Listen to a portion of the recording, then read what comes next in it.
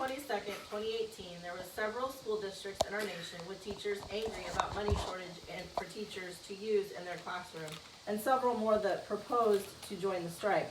RethinkingSchools.org stated the West Virginia strike began in late February when some 20,000 classroom teachers and thousands of other employees shut down schools across all 55 countries. Across the state, teachers and school workers demonstrated for higher pay and other gains. Protesters lined the streets with signs, and in Charleston, strikers swarmed outside the Capitol building and at times even took over parts of it. The energy and enthusiasm, especially after the West Virginia strike won 5% raises for all public employees, has inspired teachers in other states to take a stand, injecting much needed militancy into a wanting labor movement and fundamentally reshaping the struggle for public education. On average, teachers make $53,030 to $75,960 in Iowa per year. That seems like a pretty good sum of money, but with the cost of living, this isn't really a lot of money for a teacher, especially one that works with elementary age children. The 10th Amendment to the Constitution clearly assigns legal responsibility for education to the 50 states in our country. Teachers need more financial support from the government than what is provided to help cover extra expenses in the classroom so they can successfully and effectively teach their students.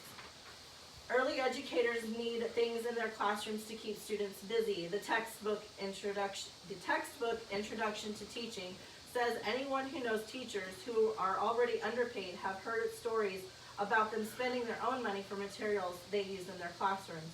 It is disturbing to hear so many teachers say the same thing about how they have been budgeted to keep their classrooms interesting and fun to go beyond just running a functional classroom.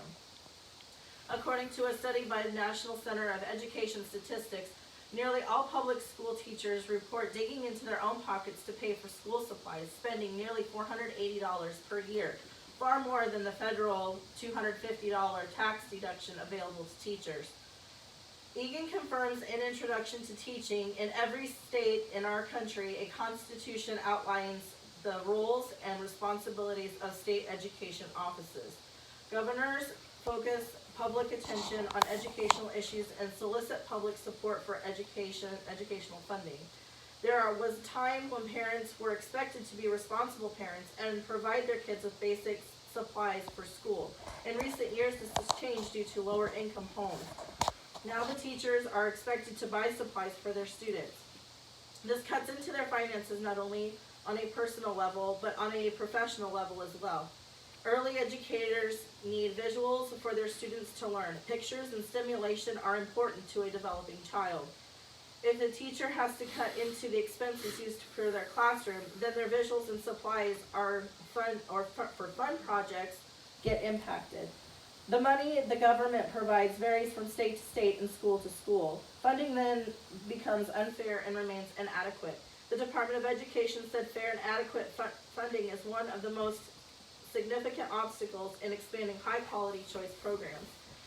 Right now, not enough dollars appropriately follow children. According to RethinkingSchools.org, the cuts to teacher pay are part of larger slashes to school funding.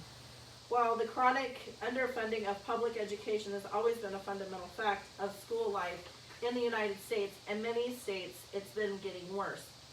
Most states have not returned to pre-recession funding levels. In 2015, 29 states were providing less total school funding per student than they were in 2008. Some of the sharpest cuts were in states that saw walkouts this spring. General funding per student is down more than 11% from 2008 levels in West Virginia, 13% in Arizona, 15% in Kentucky, and 28% in Oklahoma. By the time it gets passed to the community school districts, most of the money is all used up. The federal poll in education says an estimated $1.15 trillion is being spent nationwide on education at all levels for the school year 2012 and 2013.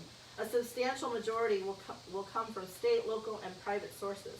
This is especially true at the elementary and secondary level, where about 92% of the funds will come from non-federal sources. According to Excellence.net, school receiving funding based on the number of students they enroll and other characteristics of those students.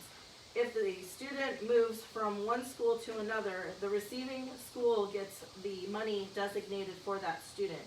Some would argue that teachers make a decent amount of money, and if they know how to budget their money, they can make spending their own money on supplies work. This is not fair to teachers. Yes, we as teachers care about our students and we want to see them succeed, and that is why we sacrifice our own money. The parents of the students should be expected to help out with the teachers by providing basic supplies for their children to succeed in school. This is a part of being a responsible parent. The money the government provides goes into special programs or activities mostly centered on low-income families or special needs. Introduction to teaching show that states supply almost half of the district's education budget, and legislative actions on interactions influence teacher salaries, class sizes, supplies, and available equipment.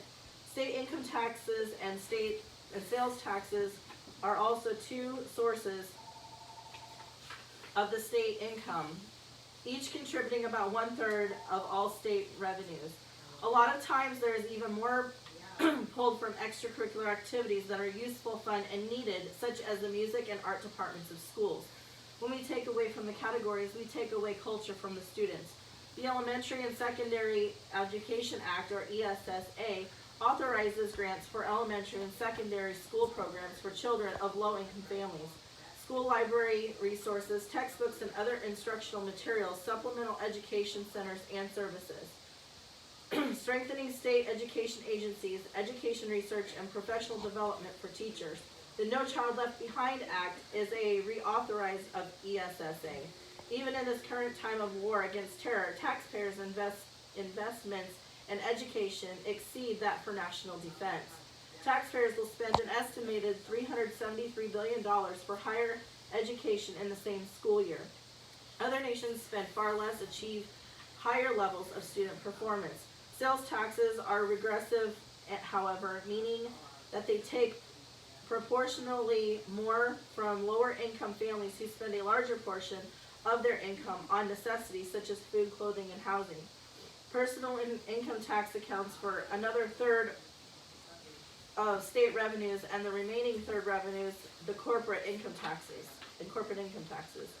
The problem with regressive state tax structures is that they place an unfair tax burden on people who least able to pay these taxes.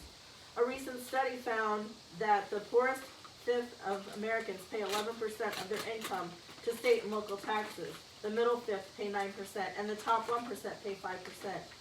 Political conservatives defend these figures, claiming the top income earners are job creators, and the money that the wealthy don't pay in taxes will be reinvested in jobs, creating a trickle-down effect that will benefit all earners. Many economists discredit this theory, so teachers' middle-income families don't have the financial resources to adequately support the schools. That's it. Because there's too much. How much did I go? You went